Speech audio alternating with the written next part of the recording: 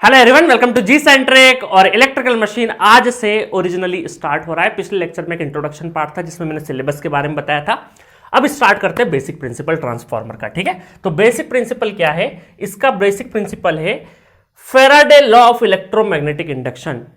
Transformer works on the principle of Faraday law of electromagnetic induction. अब आपको मैंने magnetic circuit में proper तरीके से फैराडे लॉ के बारे में बहुत बढ़िया एक्सपेरिमेंट करके बताया था और पूरा का पूरा यूज नहीं किया था, सिर्फ फैराडे लॉ मैंने बोला था। आज मैं क्या बोल रहा हूं? Faraday law of electromagnetic induction.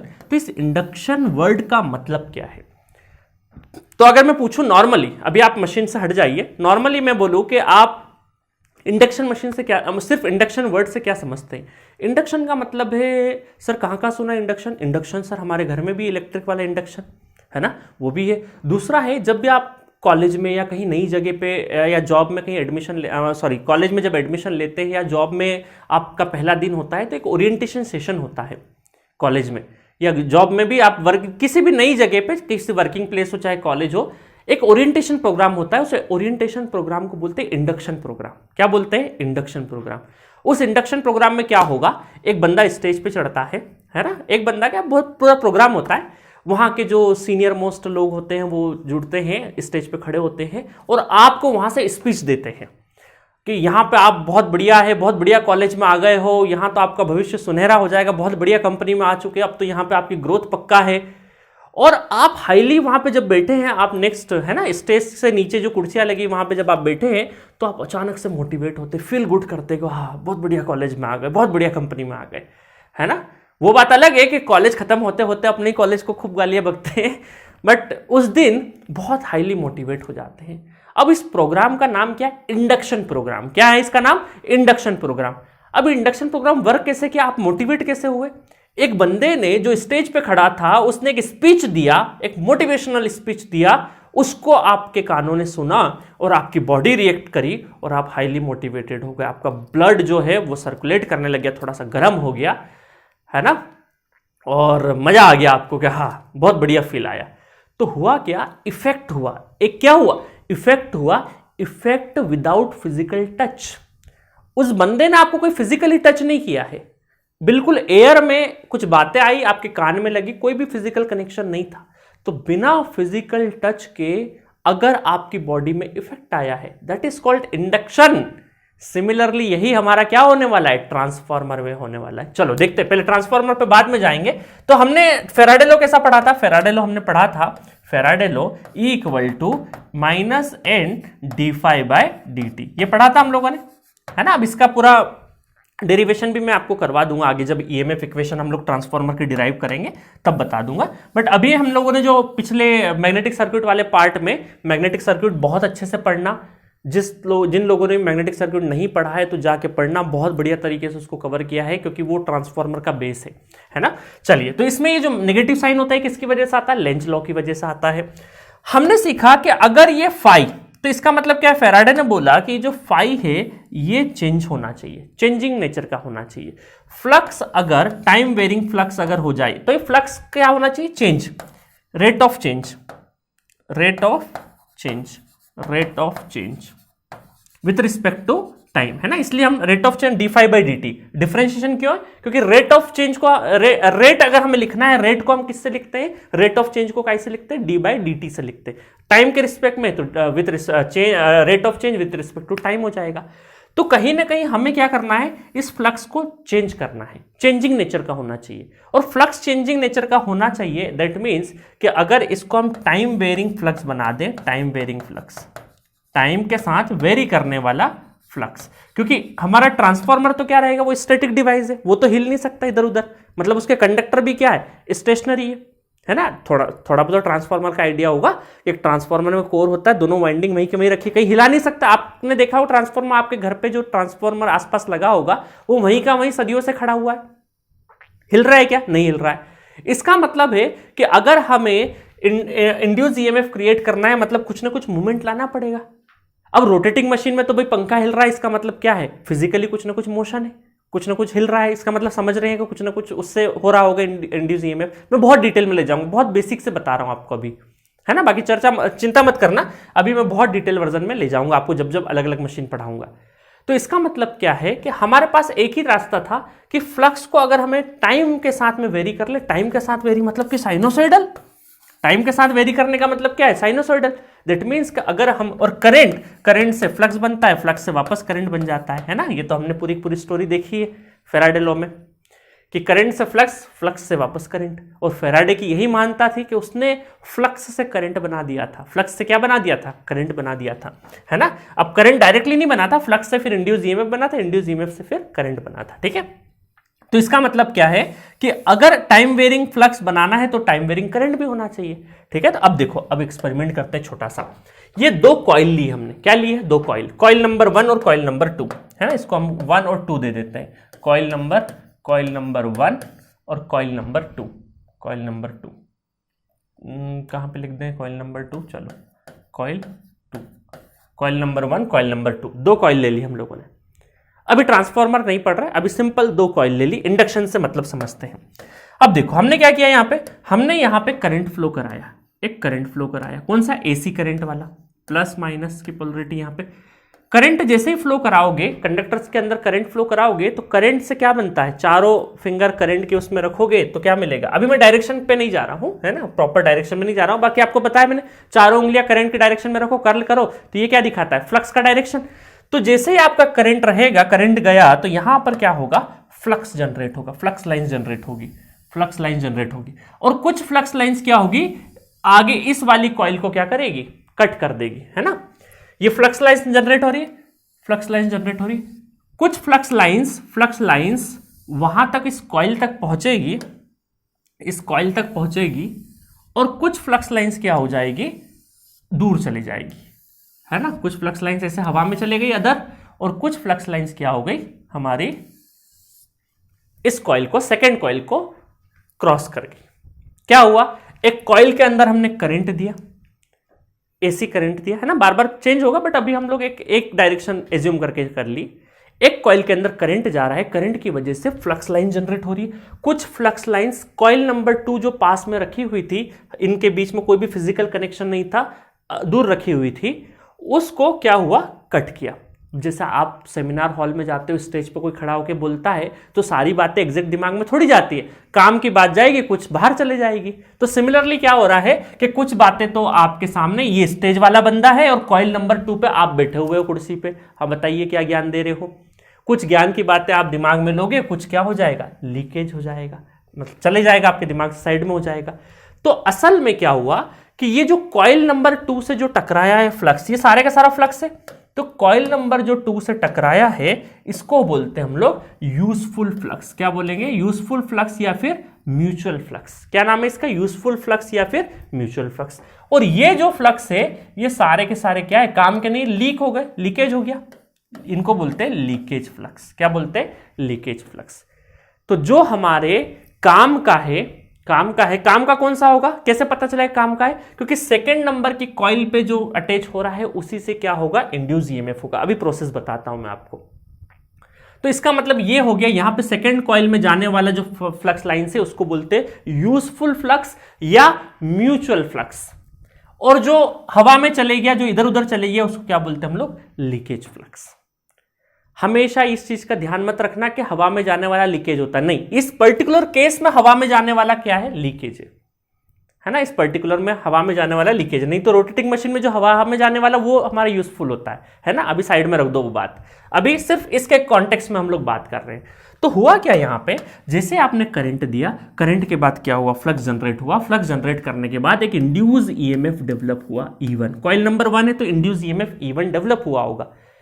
Induce EMF develop हो गया फ्लक्स की वजह से। फिर क्या हुआ, यही फ्लक्स का ये लीकेज फ्लक्स चले गया, कुछ म्यूचुअल चले गया। अब यहां पर इस कॉइल के अंदर क्या हुआ, ये कॉइल रखी हुई थी, यहां पर फ्लक्स लाइंस आ गई। ये वैसा ही हो गया फैराडे लॉ के हिसाब से कि एक कॉइल थी और उसमें मैग्नेट पास कर दिया। याद है फैराडे एक्सपेरिमेंट मैंने पढ़ाया मैग्नेटिक सर्किट में, एक कॉइल थी और आपका जो मैग्नेट है वो पास कर गया। तो सिमिलरली भाई मैग्नेट पास करना मतलब क्या है, फ्लक्स लाइंस पास करना। तो सिमिलरली वही तो हो गया कि एक कॉइल रखी हुई है, यहां से क्या हो रहा, मैग्नेटिक फील्ड लाइंस पास हो रही है। दैट मींस कि यहां पर भी एक इंड्यूस ईएमएफ डेवलप हो जाएगा, यहां पर भी एक इंड्यूस ईएमएफ डेवलप हो जाएगा। करंट आएगा क्या? अभी करंट नहीं आएगा, वोल्टेज इंड्यूस ईएमएफ डेवलप हो चुका। करंट तो इस बात पर डिपेंड करेगा कि भाई यहां पर आपका लोड कैसा कनेक्टेड है। ये जब लोड कनेक्ट करेंगे ना ZL लोड, तब करंट पिक्चर में आएगा। बट अभी करंट, अभी हम लोग करंट के बारे में बात नहीं कर रहे, ये ओपन है, अभी ओपन कॉइल है, ओपन सर्किट है। तो ओपन सर्किट में भाई वोल्टेज तो एग्जिस्ट करता है ना, ओपन सर्किट में वोल्टेज एग्जिस्ट करता है, बिल्कुल करता है। तो इंड्यूस ईएमएफ डेवलप हो चुका है, इंड्यूस ईएमएफ क्या हो चुका है? डेवलप हो चुका है। तो ये तो चमत्कार हो गया कि आपने एक कॉइल में करंट दिया, उसकी वजह से उस पर्टिकुलर कॉइल में तो इंड्यूस ईएमएफ डेवलप हुआ ही हुआ, साथ में उसकी फ्लक्स लाइंस अगर यहां चले गई तो सेकंड कॉइल में फ्लक्स लाइंस की वजह से एक इंड्यूस ईएमएफ डेवलप हो गया। और अगर आप जब लोड कनेक्ट कर दोगे तो करंट भी आगे चले जाएगा। इसका मतलब है कि एक एंड से दूसरे एंड पे बिना फिजिकल टच करे आप पावर को ट्रांसफर कर रहे हो। भाई यहां लोड लगा दोगे तो करंट आ गया, वोल्टेज आ गया, दोनों आ गया ना। तो यहां पर भी वोल्टेज करंट दोनों था। भाई ये जो करंट है ये तो किसी न किसी सप्लाई से जुड़ा होगा ना, ये सप्लाई प्लस माइनस वी हम लोगों ने सप्लाई देंगे तभी तो करंट आएगा ना। तो भाई यहां तो सप्लाई दी हमने, यहां तो सप्लाई दी है, और ये हमारा क्या है? साइनोसॉइडल सप्लाई है। ये हमारा क्या है? साइनोसॉइडल सप्लाई है। तो ये सप्लाई देने के बाद करंट, और इस करंट को मैं क्या बोल देता हूं? I1 करंट बोल देता हूं। क्या बोल देता हूं? I1 करंट, क्योंकि फर्स्ट कॉइल है, कॉइल नंबर 1 है तो I1। तो आप देखो बढ़िया तरीके से कि इंडक्शन कैसे, Faraday law of electromagnetic induction का मतलब क्या है? Effect without physical contact. ये लाइन में बना रहा हूं बट और मैग्नेटिक फील्ड लाइंस दिखती क्या है? नहीं दिखती है। These are the imaginary lines, imaginary magnetic field lines दिखती नहीं है, हवा में होती जरूर है। जैसे वाईफाई का कनेक्शन आता है कि नहीं, है ना? तो यहां पर ये दिखती नहीं है। तो इसका मतलब क्या है कि इंड्यूस ईएमएफ, तो ये इंडक्शन का मतलब है। इसी वजह से इसका नाम क्या है? Faraday law of electromagnetic induction. ठीक है, अब देखो इनको हम कैसे बोलते हैं। अब सपोज करो मुझे E1 लिखना है ना, E1 लिखना, ध्यान से देखना। E1 को लिखेंगे तो मान लीजिए इसका नंबर ऑफ टर्न्स क्या है? N1 इस कॉइल के, इसके नंबर ऑफ टर्न्स कितने हैं? N2 कॉइल है। तो अब यहां पर E1 लिखेंगे तो minus N1 d phi by dt। अब फाई कौन सा होना चाहिए? अभी इस कॉइल में तो दोनों फाई है, लीकेज भी है और म्यूचुअल में, इसमें तो दोनों ही है ना। तो हम क्या बोलेंगे कि जो टोटल आपका फ्लक्स होगा, टोटल फ्लक्स, उसमें म्यूचुअल प्लस लीकेज दोनों होगा, है ना। तो इस वाले कॉइल में तो क्या है? दोनों का है। तो क्या हम इसको बोलेंगे? फाई टी, फाई टोटल बोलेंगे। क्या बोलेंगे? फाई टोटल बोलेंगे। हालांकि क्या होगा, अभी हम जब नेक्स्ट स्टेज पे पढ़ेंगे तो बताऊंगा कि लीकेज हम, चलो उसको बाद में डिस्कस करते हैं, अभी यहीं पे रहो, है ना। नेक्स्ट स्टेज वाली बात नेक्स्ट पे करेंगे। चलो फाई टोटल। अब देखो इसको हमें अगर करना है, यहां से हमने एक रिलेशन पढ़ा था। इंडक्टेंस कैसे पढ़ा था? इंडक्टेंस पढ़ा था N∅ बाई आई, है ना। स्मॉल ले लेता हूं, वहां तो हमने कैपिटल, डीसी में कैपिटल पढ़ा था। इंडक्टेंस क्या पढ़ा था? N∅ by I. अच्छा N∅ क्या था? N into phi, psi equal to क्या होता था? N∅। क्या होता था? N∅ हो जाता था। तो मुझे एक चीज बताओ कि यहां पर N∅ बाई आई की जगह क्या हम साई डिवाइडेड बाई आई लिख सकते? लिख सकते, बिल्कुल लिख सकते हैं, है ना। और साई को क्या लिख सकते हैं? साई को लिख सकते हैं L इंटू आई, लिख सकते हैं बिल्कुल। तो अब यहां पर देखो N1 और फाई टोटल, इसको हम क्या ऐसा लिख सकते हैं कि minus D psi by D T, लिख सकते हैं क्या, है ना। N को अंदर ले गया, N into phi, N into phi क्या है? N इंटू फाई साई हो गया। और साई को हम क्या लिख सकते हैं? L इंटू आई। तो L क्या है हमारा? कांस्टेंट, तो हमने इसको बाहर ले लिया, तो minus L D I by D T. और कौन सा करंट? करंट नंबर 1, फर्स्ट वाला। ठीक है, तो ये आपका रिलेशन बन गया। ये क्या बन गया? रिलेशन। दो रिलेशन आपके बन गए, एक तो N D phi by D T की टर्म में, और एक E1 equal to minus L D I by D T की टर्म में, L D I by D T की टर्म में। तो ये जो इंडक्टेंस होगा इसको बोलते हैं हम लोग सेल्फ इंडक्टेंस। क्या बोलते हैं? Self inductance, self inductance. ठीक है, सेल्फ इंडक्टेंस। तो ये जो इंडक्टेंस हमारा आया है ये क्या रहा? सेल्फ इंडक्टेंस रहा। ठीक है, तो ये पूरी की पूरी कहानी रही। तो इस कॉइल के अंदर एक इंड्यूस ईएमएफ और सेल्फ इंडक्टेंस भी बनेगा। सेल्फ इंडक्टेंस तो रहेगा ही ना, कॉइल है उसमें फ्लक्स पास हो रहा है, करंट जा रहा है, तो इंडक्टेंस तो ऑब्वियस रहेगा ही रहेगा। ठीक है, बेसिक डेफिनेशन है इंडक्टेंस की। चलो इस साइड में क्या हुआ होगा, इस साइड को देखते ध्यान से, है ना। इस साइड में हुआ होगा कि E2 equal to minus N2 D phi by D T. अब कौन सा फाई है यहाँ पे? लीकेज तो उधर चले गया, सिर्फ कौन सा है? Useful flux. कौन सा है? Phi M. कौन सा है? फाई एम है सिर्फ और सिर्फ। ठीक है, फाई एम है। अब देखो यहां पर वापस से वही चलेंगे कि साई इक्वल टू क्या हो जाएगा, psi equal to N phi. अब मतलब नहीं कौन सा भी नंबर ऑफ टर्न्स रहे, फाई है पता है तो सही रहेगा, N2 equal to N D psi by D T. But यहां पर ताज्जुब की बात यह है कि जो आपने यहां पे इंडक्टेंस बड़ी आसानी से एन एस साई बाय आई कर दिया था, तो यहां पर जो इंडक्टेंस होगा वो होगा साई डिवाइडेड बाय करंट। अब करंट कौन सा है, क्योंकि ये जो फाइएम है ये किसकी वजह से जनरेट हो रहा है, इस I1 करंट की वजह से हो रहा है। तो इसका मतलब है कि यहां पर करंट क्या आया, I1 आया। तो दैट मीन्स कि सेकेंड नंबर की कॉइल में जो इंडक्टेंस बन रहा है उसके लिए रिस्पॉन्सिबल नंबर 1 कॉइल का करंट है। तो ये तो म्यूचुअल हो गया, क्या हो गया, म्यूचुअल हो गया। तो इसका मतलब इस इंडक्टेंस को हम क्या बोलेंगे, म्यूचुअल इंडक्टेंस। इसको कैसे डिनोट करेंगे, म्यूचुअल इंडक्टेंस से डिनोट करेंगे। तो psi equal to M into I1 हो जाएगा। तो यहां पे साई की जगह पे E2 इक्वल टू क्या हो गया, minus M D I by D T.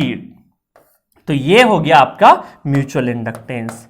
क्या हो गया, म्यूचुअल इंडक्टेंस। तो कॉइल नंबर में जहां पर हम सप्लाई दे रहे हैं वो आपका वहां पे जो इंडक्टेंस बनेगा वो सेल्फ इंडक्टेंस बनेगा, बट यहां पर क्या बनेगा, म्यूचुअल इंडक्टेंस बनेगा। अब आप में से क्वेश्चन आ रहा होगा कि सर अगर हम जब लोड कनेक्ट कर देंगे और करंट आ जाएगा तब तो उस करंट की वजह से यहां पर भी सेल्फ होगा। बिल्कुल होगा, उसकी वजह से भी सेल्फ होगा। बट आपको एक चीज बताऊं मैं कि आगे चल के जब मैं पढ़ाऊंगा तो उसमें फ्लक्स का जो कंट्रीब्यूशन, फ्लक्स दो चीजों से बनता है। अब तो मैग्नेटिक सर्किट भी आपने पढ़ लिया। फ्लक्स में देखना ये जो फ्लक्स लाइन से फाई बनाने में दो लोगों का रोल है, एक तो करंट की वजह से बनेगा, दूसरा मैग्नेटिक डाइपोल की वजह से बनेगा। मैग्नेटिक डाइपोल की वजह से, मैग्नेटाइजेशन पढ़ा है ना हमने डाइपोल्स की वजह से मटेरियल के ऊपर। तो यहां पर ये मान के चलिए, यहां पर ये मान के चलिए कि 98% जो कंट्रीब्यूशन रहेगा इस फ्लक्स में वो किसका रहेगा, मैग्नेटिक डाइपोल का रहेगा, और 2% किसका रहेगा, सिर्फ करंट का रहेगा। क्योंकि हमारा मकसद यहां पर करंट से फ्लक्स बनाना कतई नहीं है। करंट तो हमें क्या है, मजबूरन देना पड़ रहा है कॉइल को एक्साइट करने के लिए। अदरवाइज हमारा पूरा का पूरा फ्लक्स किससे बनाने की कोशिश कर रहे हैं हम, मैग्नेटिक डाइपोल से।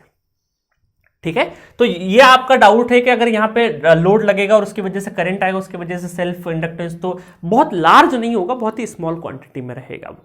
ठीक है, चलिए खैर आगे चलते हैं हम लोग। तो इसका मतलब आप देखिए कि यहां पर एक कॉमन जो फ्लक्स है उसकी वजह से सारा चीज हो रहा है, और हमें ज्यादा से ज्यादा इंड्यूस ईएमएफ चाहिए, मतलब फ्लक्स हमें ज्यादा से ज्यादा मिलना चाहिए। तो फ्लक्स ज्यादा ज्यादा, कौन सा फ्लक्स ज्यादा ज्यादा मिलना चाहिए, म्यूचुअल ज्यादा से ज्यादा हो और ये लीकेज कम से कम हो। सर म्यूचुअल ज्यादा से ज्यादा हो और लीकेज कम से कम हो। तो हमने क्या किया, हमारा पर्पस दो चीजों से हमारा, अब यहां से हम दो चीजों पे आए कि भाई इंड्यूस ईएमएफ तो हमारा बन गया है, और इसको बोलते हैं हम लोग स्टैटिकली इंड्यूस ईएमएफ। क्या है ये, स्टैटिकली इंड्यूस ईएमएफ। दो तरीके के इंड्यूस ईएमएफ होता है, डायनामिकली होता है और स्टैटिकली होता है। डायनामिक हम लोग रोटेटिंग मशीन में पढ़ेंगे, इसको बोलते हैं स्टैटिकली इंड्यूस ईएमएफ। क्यों, क्योंकि यहां पर कोई फिजिकल मूवमेंट नहीं हो रहा है, हमने जस्ट एक टाइम वेरिंग मैग्नेटिक फील्ड लगाई, टाइम वेरिंग हमारा करंट रहा, टाइम वेरिंग मैग्नेटिक फील्ड की वजह से जो हमारा इंड्यूस ईएमएफ हुआ उसको हम क्या बोलते हैं, स्टैटिकली इंड्यूस ईएमएफ। ठीक है, तो अब हमारा पर्पस क्या है, इंड्यूस ईएमएफ तो क्रिएट हो गया, बट साथ में हमें ये चाहिए कि जो लीकेज है वो कम से कम रहे, कम से कम रहे, और म्यूचुअल हमारा क्या रहे, ज्यादा से ज्यादा रहे। तो इसके लिए हमने एक काम किया, इसके लिए काम किया हमने, इसको मैं कॉपी कर लेता हूं ना यहां से। तो अब हमने क्या काम किया कि यहां पर इस कलर का ले लेते हैं। हमने सोचा कि इन दोनों के बीच में कॉइल में तो कोई भी फिजिकल कनेक्शन नहीं हो सकता, कॉइल में तो कोई भी फिजिकल कनेक्शन नहीं हो सकता, बट हमने क्या किया, एक ऐसा मटेरियल इजाद किया कि इन दोनों के बीच में ब्रिज बना दे। क्या बना दे, ये ब्रिज बना दिया हमने, इन दोनों के बीच में क्या बना दिया, ब्रिज बना दिया। इस ब्रिज को है ना, ये मैं यहां पे बना देता हूं, ये ब्रिज लिया हम लोगों ने और यहां पे लगा दिया। क्योंकि हमने क्यों लगाया ये, क्योंकि हमारा मकसद इसको लगाने का ये था कि हमारा म्यूचुअल फ्लक्स ज्यादा से ज्यादा रहे और लीकेज कम से कम जाए। तो अभी तक सिर्फ एयर थी यहां पे, तो लीकेज थोड़ा ज्यादा हो रहा था, लीकेज थोड़ा सा ज्यादा हो रहा था। हमने जैसे ये एक मटेरियल लगाया जिसकी वजह से ज्यादा हमें म्यूचुअल मिला। अब इस मटेरियल की खासियत होना चाहिए, क्या खासियत होना चाहिए कि भाई इसके अंदर इन दोनों कॉइल को क्या हो, इन दोनों कॉइल का अटैचमेंट कनेक्शन नहीं हो जाए कहीं। ऐसा नहीं कि लोहे की रॉड डाली और डाल दिया तो पता चले दोनों में करंट इतना फ्लो कर गया कि आपका आधा लॉस तो यहीं के यहीं हो गया। तो पता चले इसमें हमने क्या किया कि ये होना चाहिए कि यहां पर करंट जो है वो कम से कम फ्लो हो, क्योंकि कोई भी ऐसा मटेरियल नहीं हो सकता जिसमें करंट नहीं फ्लो करे। एंड मैग्नेटिक मटेरियल की बात कर रहे हैं हम लोग, तो मैग्नेटिक मटेरियल में कहीं ना कहीं करंट तो फ्लो करेगा ही करेगा, बट हमारी कोशिश है कि ये करंट कम से कम रहे। इन्हीं को हम आगे चल के एडी करंट बोलेंगे, एडी करंट बोलेंगे। तो हमारा यहां पर ये जो बार बना रहे हैं ना, ये जो ब्रिज बना रहे हैं, ये क्या होना चाहिए, हाईली फेरोमैग्नेटिक होना चाहिए। क्या होना चाहिए, highly ferromagnetic. Highly ferromagnetic material की खासियत क्या है कि बहुत छोटे अमाउंट वाले करंट से ही यहाँ ये जो डाइपोल्स होंगे ना अंदर के, ये बहुत तुरंत 1 यूनिट ऑफ मैग्नेटिक फील्ड हमारा 1000 टाइम्स मैग्नेटाइजेशन हो जाएगा, 1000 टाइम मैग्नेटाइजेशन हो जाएगा, तो एडिशनल सपोर्ट मिल जाएगा। तो ये फ्लक्स को म्यूचुअल फ्लक्स तो ज्यादा से ज्यादा यहां से फ्लो करेगा ही करेगा, बट ये डाइपोल जो एडिशनल डाइपोल होंगे उससे और म्यूचुअल फ्लक्स को, यूजफुल फ्लक्स को क्या मिलेगी, ताकत मिलेगी। और इसी को आगे चल के हम क्या बोलते हैं, ट्रांसफॉर्मर का कोर बोलते हैं। क्या बोलते हैं, ट्रांसफॉर्मर का कोर बोलते हैं। तो ये जो हाईली फेरोमैग्नेटिक मटेरियल है ये हमने लगाया, और आगे चल के इसका एक नाम होगा। इसको अलग आसान नहीं था, बहुत R&D करना पड़ी। पहले किसी ने कास्ट स्टील यूज किया, फिर उसमें कास्ट आयरन यूज किया, फिर इसमें स्टील लगाया, फिर उसके अंदर सिलिकॉन मिक्स किया। सिलिकॉन मिक्स किया कितना, 3 to 4%, मैक्सिमम 4% से ज्यादा नहीं, है ना, 4% से ज्यादा नहीं, मैक्सिमम 4% सिलिकॉन मिक्स करके, और इस पे ग्रेनिंग, कोल्ड होल्ड रोलिंग वगैरह सब करी, और उसके बाद एक मटेरियल बना जिसको बोलते हैं CRGOs, है ना, CRGOs, cold rolled grain oriented steel, है ना, CRGO या फिर CRGOs, cold rolled grain oriented steel, CRGOs। ठीक है, तो ये मटेरियल बना। तो ये क्वेश्चन कई बार आता है कि ट्रांसफार्मर का कोर का नाम, जो ट्रांसफार्मर का कोर है उसका नाम क्या है, क्या बोलोगे, CRGOs से बना होता है। ट्रांसफार्मर का कोर किससे बना होता है, CRGOs से। CRGOs की क्या प्रॉपर्टी, भाई हाईली फेरोमैग्नेटिक है। अच्छा, इसकी रेजिस्टिविटी क्या, कंडक्टिविटी क्या होनी चाहिए, इट शुड बी, कंडक्टिविटी क्या हो, कंडक्टिविटी कम से कम हो, कंडक्टिविटी लिख लेना है ना, कंडक्टिविटी क्या होना चाहिए, कम से कम होना चाहिए, क्योंकि हम नहीं चाहते कि इस मटेरियल के अंदर ही करंट फ्लो कर जाए, है ना। तो अब आप बोलोगे सर फिजिकल कनेक्शन तो कर दिया आपने, नहीं, फिजिकल कनेक्शन, इन कॉइल का फिजिकल कनेक्शन नहीं हुआ। इनको आगे चल के हम क्या बोलेंगे, इन कॉइल को क्या बोल देंगे, आगे चल के वाइंडिंग्स बोल देंगे। क्या बोल देंगे, वाइंडिंग्स। तो यहां सब शुरुआत हो रही है धीरे धीरे। ठीक है, तो ये है बेसिक ट्रांसफार्मर का प्रिंसिपल और बेसिक ऑपरेशनल, कि भाई कैसे इंड्यूस ईएमएफ डेवलप होता है, म्यूचुअल क्या है, लीकेज क्या है, और म्यूचुअल ज्यादा से ज्यादा होने के लिए हमें हाईली फेरोमैग्नेटिक मटेरियल की जरूरत पड़ती है। हाईली फेरोमैग्नेटिक मटेरियल हमने इसके बीच में लगाया, जिसकी वजह से हम ज्यादा से ज्यादा क्या हुआ, म्यूचुअल मिला, ज्यादा से ज्यादा कम से कम लीकेज मिला, और इसका नाम क्या रहा, CRGOs। इसमें क्या होता है, सिलिकॉन एडेड होता है, 4% से ज्यादा नहीं, क्योंकि 4% से ज्यादा ऐड कर दिया तो मटेरियल ब्रिटल हो जाता है। ब्रिटल का मतलब क्या है कि जल्दी से एक मटेरियल की प्रॉपर्टी होती है ब्रिटलनेस, जैसे डक्टिलिटी, ब्रिटलिटी। तो ब्रिटल एक होता है जल्दी से टूट जाता है टक करके, तो ब्रिटल हो जाता है। अगर 4% से ज्यादा सिलिकॉन ऐड कर दोगे तो ब्रिटल हो जाएगा। ब्रिटल होने की वजह से क्या होता है, उस पर लेमिनेशंस करना थोड़ा सा मुश्किल हो जाता है। ये लेमिनेशंस क्या बला है, ये आपको कोर के बारे में थोड़ा सा मैं कंस्ट्रक्शन डिटेल अगले लेक्चर में पढ़ाऊंगा, तब आपको बताऊंगा कि लेमिनेशंस कैसे किए जाते हैं। ठीक है, तो प्रिंसिपल समझ में आया। बाकी तो ये हमारा अगले टॉपिक, एक कुछ पॉइंट्स हैं वो भी आपको पढ़वा देता हूं फटाफट। देखो, The induced EMF in set of conductors due to relative time variation with respect to magnetic field is called static induced EMF, है ना, कि set of conductor पहले से थे, उसमें हमारा क्या है, टाइम वेरिएशन मैग्नेटिक फील्ड है, with respect to magnetic field, है ना, टाइम वेरिएशन है, जिसकी वजह से स्टैटिकली इंड्यूस ईएमएफ आता है। वही सारी मैंने लिख दी है। Magnitude of statically induce EMF is equal to time rate of change of magnetic flux. ठीक है, वही सारा का सारा है। लेंज लॉ ऑलरेडी मैं बहुत डिटेल में लेंज लॉ पढ़ा चुका मैग्नेटिक सर्किट में, फिर भी एक लाइन लिख लो, anything created should oppose cause of its creation in the same dimension. ईंट का जवाब ईंट से, पत्थर से नहीं, है ना, सेम डायमेंशन में होना चाहिए। तो जो भी क्रिएटेड होगा वो अपोज होना चाहिए। बाकी मैं बहुत डिटेलिंग कर चुका हूं। अच्छा, कुछ पॉइंट पढ़ लो फटाफट। ट्रांसफॉर्मर ऐसा दिखता है, ये कोर आगे चल के देखो ऐसा दिखेगा। ये हमारी कॉइल नंबर 1 मान लो, है ना, अभी हमारे एग्जांपल में कॉइल नंबर 1, ये कॉइल नंबर 2। अभी इसका ऑपरेशन वगैरह सब पढ़ाऊंगा। हाई वोल्टेज को ज्यादा वोल्टेज वाली क्या होगी, हाई एचपी, कम वोल्टेज वाली एलवी वाइंडिंग। HV वाइंडिंग से हमने सप्लाई दे दिया, कहीं सप्लाई कहीं से दे सकते हो, उधर से इधर से कुछ भी दे सकते हो।